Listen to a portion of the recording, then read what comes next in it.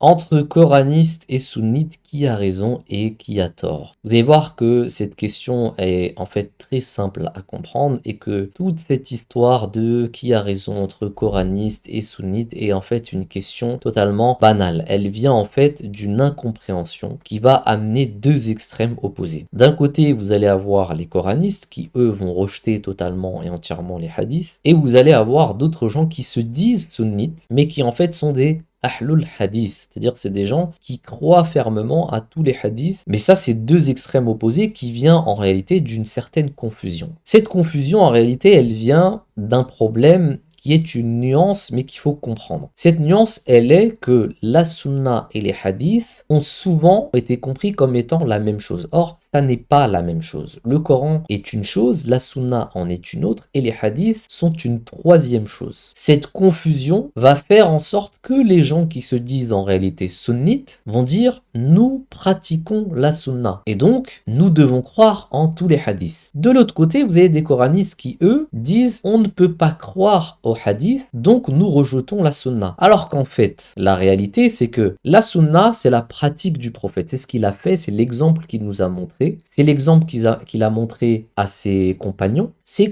l'ont montré à d'autres compagnons, etc. Donc ça s'est transmis de génération en génération, et s'il n'y avait pas eu les hadiths, aujourd'hui encore nous aurions su comment prier, nous aurions su comment faire le hajj, la umrah, nous aurions su comment faire le ramadan, payer la zakat, etc.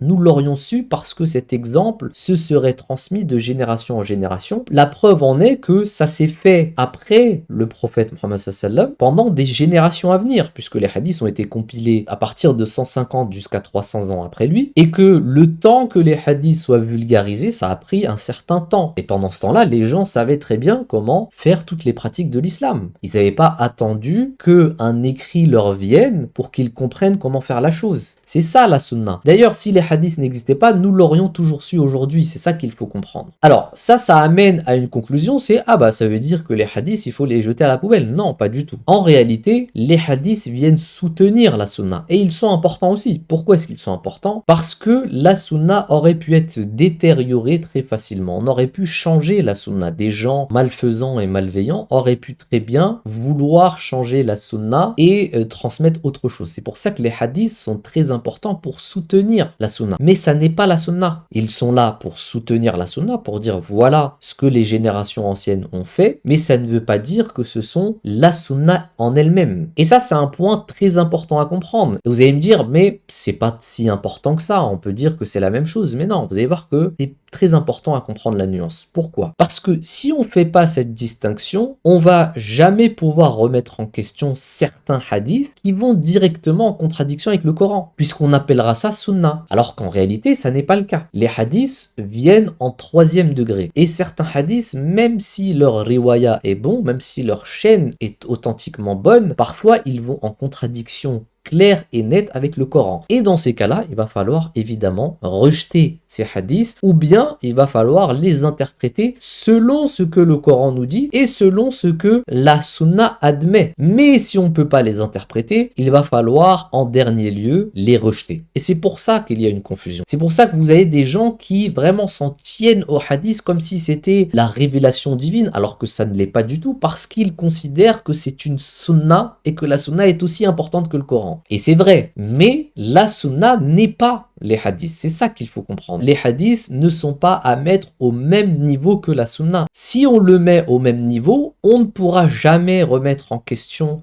les hadiths qui sont un soutien de la sunna, mais qui ne sont pas la sunna. Prenons un exemple très précis, c'est le mariage de Aïcha à l'âge de 6 ans avec le prophète. Cette information, elle nous vient d'où? Elle nous vient de hadith. Et elle ne vient pas de la sunna, parce que ce qui équivaut à venir de la sunna, c'est ce que les compagnons auraient fait, c'est ce que les gens après le prophète auraient fait, c'est ce que les compagnons des compagnons auraient fait, c'est ce que les musulmans auraient fait encore aujourd'hui. Or, on ne trouve aucun récit des compagnons ayant fait la même chose, c'est-à-dire s'étant mariés avec des jeunes filles de 6 ans, ni eux, ni les autres compagnons, ni les personnes à venir, et parmi les musulmans, ce n'est pas une pratique qui était commune. Ce qui veut dire qu'on peut très bien remettre en question ce hadith, parce que ce hadith va en contradiction avec la pratique, on ne le voit nulle part ailleurs, et il va aussi en contradiction avec le Coran, puisque le Coran nous parle d'une maturité. L'âge de mariage est une maturité. Or, on sait qu'à 6 ans, une fille n'est pas mature. Donc, dans ces cas-là, on peut le remettre en question, on peut le contextualiser, on peut essayer de voir historiquement est-ce qu'il y a d'autres sources d'informations qui nous parviennent pour essayer de voir si cet âge est bon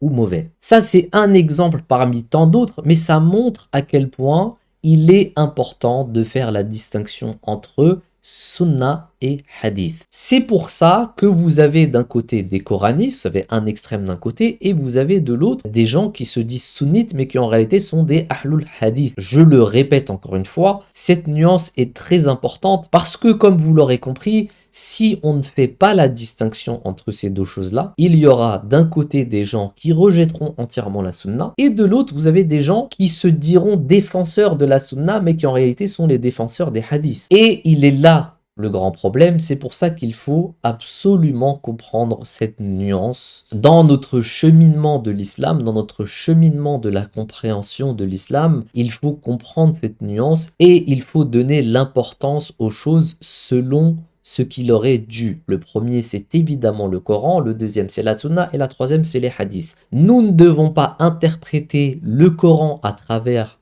les hadiths, mais nous devons interpréter les hadiths à travers le Coran et la Sunna. C'est ça qui est très important à comprendre. Le problème, c'est que les gens ont donné tellement d'importance aux hadiths, justement parce qu'ils considèrent que c'est la Sunna, qu'ils vont interpréter le Coran à travers celle-ci, alors que les hadiths n'est pas la sunna. J'espère que cette vidéo aura été claire. Évidemment, si vous avez des questions, n'hésitez pas à les partager en commentaire. N'hésitez pas à liker et partager la vidéo. C'est très important pour que les gens puissent avoir conscience de cette chose et ne soient pas égarés dans leur compréhension et leur cheminement de l'islam. D'ici à la prochaine fois, salam alaikum wa rahmatullah.